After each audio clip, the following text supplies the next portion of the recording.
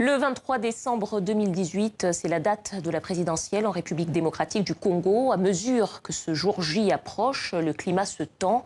Menaces de rétorsion contre l'Union européenne, absence d'observateurs internationaux, fermeture de l'ambassade américaine pour cause d'alerte terroriste. Le scrutin électoral sera-t-il pacifié? Pour en parler, nous sommes avec Freddy Kita, ministre à la coopération internationale. Bonsoir. Bonsoir. Bienvenue au Journal Afrique. Alors, trois élections, le 23 décembre, présidentielle, législative, provinciale. L'opposition s'inquiète de la régularité du scrutin. Quelles sont les garanties que vous pouvez fournir? Vous savez, notre pays a traversé plusieurs zones de turbulence, de guerre à répétition. Et un certain 30 décembre 2016, nous avons signé un accord historique et salutaire, l'accord dit de la Saint-Sylvestre. Et le gouvernement que dirige M. Bruno Tshibala, dont je fais partie, avait pour mission principale d'organiser les élections crédibles, démocratiques et transparentes. C'est ce qui est en train de se passer. D'ailleurs, vous venez de le rappeler, le 23 décembre, il y aura ces élections. Quand vous parlez de l'opposition, je ne sais pas de quelle opposition s'agit-elle. Je parle de garanties, puisqu'elle demande des garanties supplémentaires sur la régularité du scrutin. Ça, c'est de la pire distraction. Vous savez, c'est devenu maintenant la mode en Afrique, pas seulement en RDC, à l'Afrique. Quand l'opposition n'arrive pas à battre campagne, à aller aux élections, elle pose des préalables. Je crois que le peuple congolais en a marre de cette distraction. Et nous souhaitons que les élections du 23 novembre se passent dans les meilleures conditions. Alors, votre pays a refusé l'envoi d'observateurs internationaux des États-Unis, de l'Union européenne. Il y aura des observateurs de l'Union africaine, de la SADC, de l'Afrique centrale.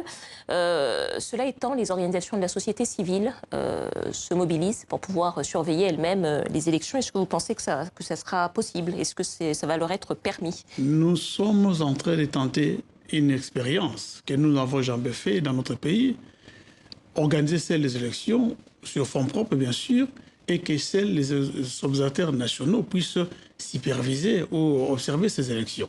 Je crois que même ici en France, nulle part, on a vu que les États-Unis ou l'Union européenne observaient ou supervisaient les élections. Donc ça dit que nous voulons un sentiment de respect mutuel.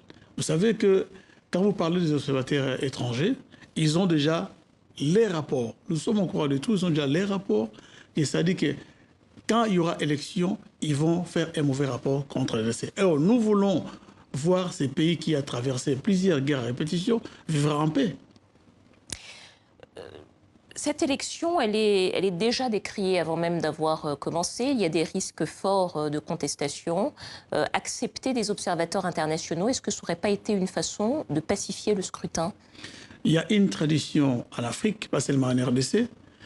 Quand l'opposition gagne, là on crie à la victoire, on dit que les élections se sont bien passées. Mais quand on perd, on conteste. Donc c'est vraiment la mode. Mais accepter des observateurs internationaux, est-ce que ça n'aurait pas permis de pacifier l'élection et d'entamer une sorte de dialogue avec l'opposition? En ce que je sache, le pays n'est pas sous tutelle. C'est un pays souverain indépendant. Donc nous organisons ces élections, nous voulons aller de l'avant, c'est une première expérience, et donc ça dit ça c'est notre troisième élection, et ainsi de suite, nous voulons voir un pays stable, riche et prospère. Pourquoi mettre notre pays qui est indépendant depuis 1960 sous tutelle? C'est ce que nous refusons. Alors, autre question d'actualité, votre ministre des Affaires étrangères a menacé en quelque sorte l'Union européenne de mesures de rétorsion si les sanctions n'étaient pas levées contre Emmanuel Shadary, qui est le candidat de la majorité présidentielle. Vous avez dénoncé une ingérence, une rupture d'égalité entre les candidats.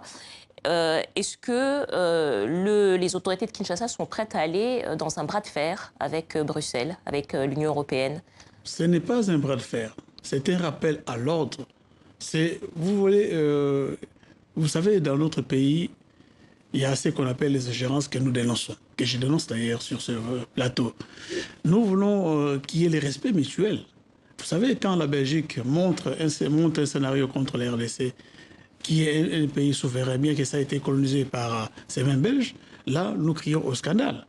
Le ministre des Affaires étrangères n'a fait que rappeler nos partenaires traditionnels, qui sont la Belgique et ainsi de suite, que nous devons respecter la tradition ou les relations entre partenaires.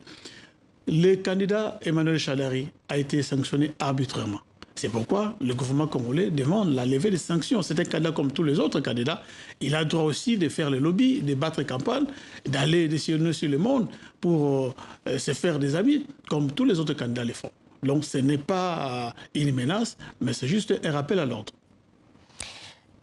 Dernièrement, là, cette semaine, l'ambassade américaine a fermé ses portes en disant qu'il y avait des craintes d'attentats terroristes.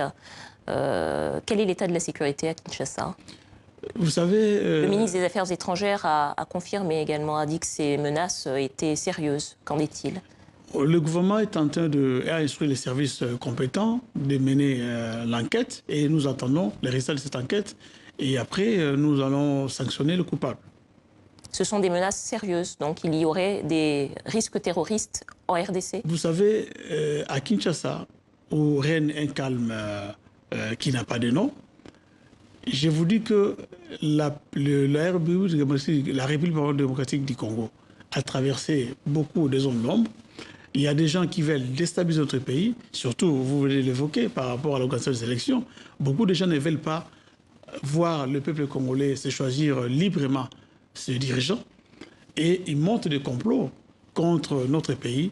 Et je crois que dans les jours à venir, le même ministre des Affaires étrangères va passer pour dire clairement ce qui s'est passé réellement.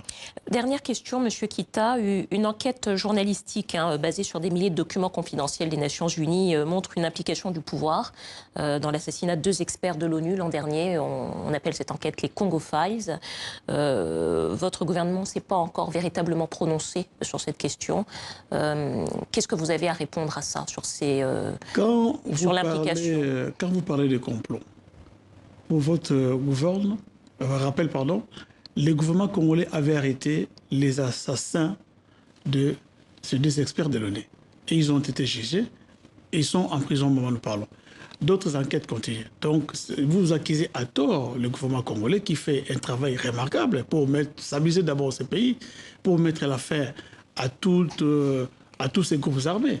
Donc, nous attendons à ce que le tribunal militaire, le tribunal civil termine son travail et après on va se décider. Mais le gouvernement congolais n'a rien à voir avec ces massacres. Freddy Kita, ministre de la Coopération internationale, merci d'avoir répondu à nos questions.